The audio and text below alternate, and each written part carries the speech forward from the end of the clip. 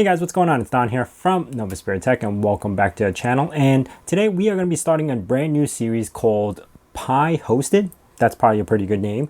And we're going to be turning a Raspberry Pi into a mini server. So let's get started.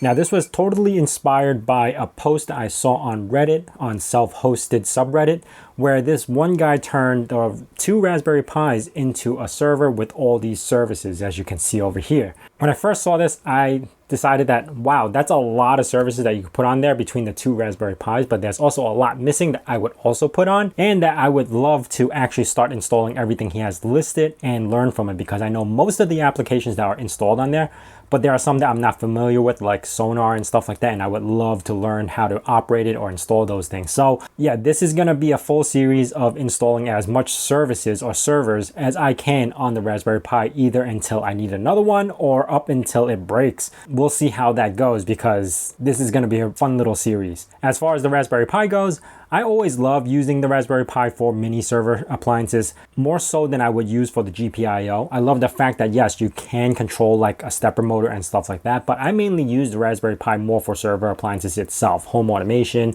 or stuff that he has listed. Now this video is going to be a base video, so this is part one, where we're actually just going to turn this guy into a server ready image, which means I'm just going to be installing the base, installing Docker, and getting it ready so we could start installing server appliances. Yes, I've been told many of times to start looking into Dockers. I've used Dockers myself, but we are finally going to start attempting to do everything we can with Dockers on the Raspberry Pi. Now we're also going to be installing everything onto a 1 terabyte spindle hard drive. You could get this on SSD if you want, you could do it on a spindle.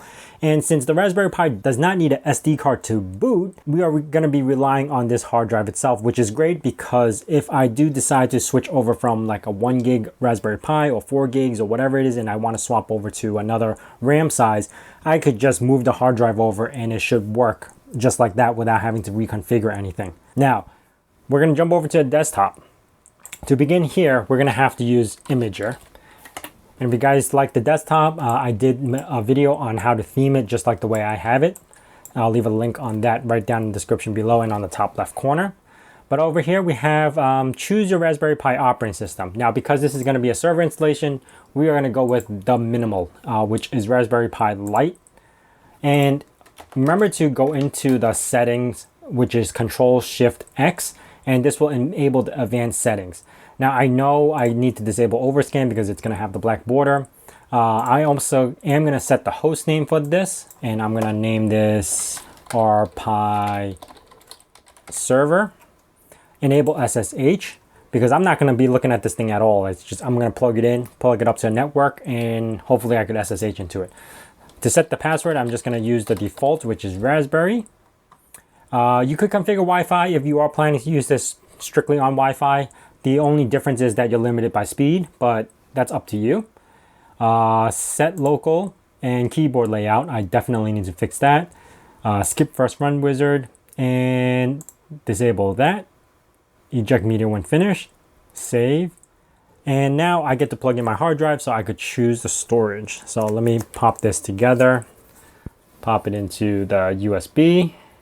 Give it a second, choose the storage, there you go, and I'm going to write directly to it.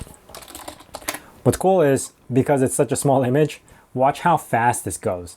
Well, it's preparing to write because it's mounting everything, but look, the writing is super fast. Just give it like maybe 10 seconds, and if you want, you can even have it verify. It only takes like 3 or 5 seconds just to verify the whole system, but yeah, this is really, really quick.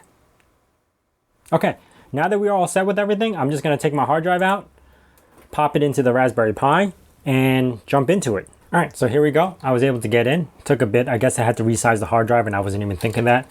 But we should be able to go in with our default password that we put in. And there we have it.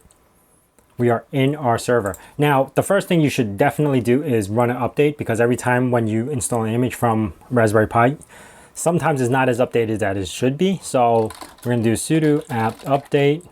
Make sure it's going to grab the latest repositories. Then we do sudo apt get upgrade to upgrade all the whatever it needs to upgrade, the kernel, the files, everything we do. Okay, so there are about 53 packages, and we're going to do sudo apt upgrade. It only takes need to download about 167 megabytes and about 7 additional space, but we are going to be updating a lot of the base files.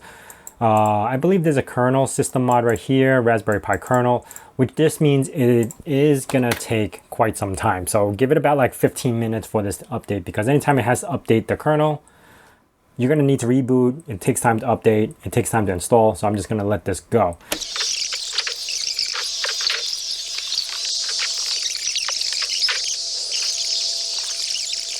All right, now that everything is done and updated, we're just gonna do a quick reboot. So sudo reboot, that's gonna reboot that Raspberry Pi, and I'll jump back into it and then start installing my stuff.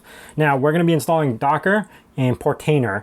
Those are the two main software that we're gonna be using. Docker, well, in itself is self-explanatory. That's where all the containers go for all your server appliances, where it keeps it separate from your main host system so you won't disrupt it. So what I like about Docker is mostly if you are running something that requires an older version of Python, but your server or the Raspberry Pi has a newer version, the Docker will self-contain the older version in its own little area where it won't disrupt the main host system's Python. So just consider it like that. That's only one of many examples of certain things that the Docker can do when you're installing that specific version of software. Now, it should be rebooted. Yep, there you go. And we're gonna pop back into this. And now what I'm going to do is make sure I have git, so I don't, sudo apt install git. Now I made a little small GitHub just for these installations because I don't always remember the long string that you need to use to install certain Dockers, especially Portainer, because it's a longer configuration string. Well, technically all configuration strings are very similar. You have the port, you have the actual Docker name, and you have the folders where you need everything, but I just like to hold everything together so I don't forget. Now, here I'm just gonna make a new folder called downloads. This is optional. You don't have to, but I am. And I'm also gonna now do git clone https github.com/novaspirit/pi hosted. That's what this new series is called. So it's gonna grab the few objects that I have in there. So I'm gonna change directory over to pi hosted, and you can see install Docker, install Portainer, and there's a README file. So the first thing you want to do is install Docker, and it is going to run the Docker script and install everything you need from Docker. So, okay, just give this about like 5 to 10 minutes. It should finish installing and log you off. That's the whole point of this installation, because you need to be logged off before the new group takes place. So if you look in here, I actually have it where the script will actually add Pi to the Docker group. And like I said, you need to log off and log back in order for that to take effect, so we can move to step 2.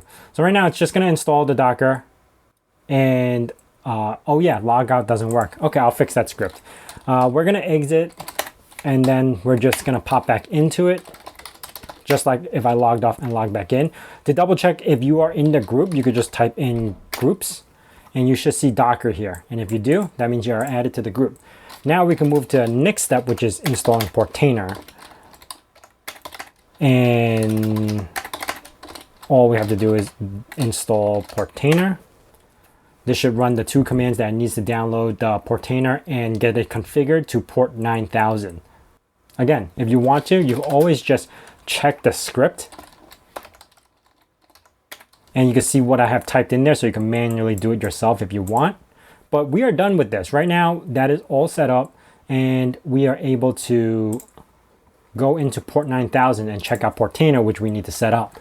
So I'm gonna head over to 192.168.105.112, port 9000. Might need HTTPS. Nope, I'm good.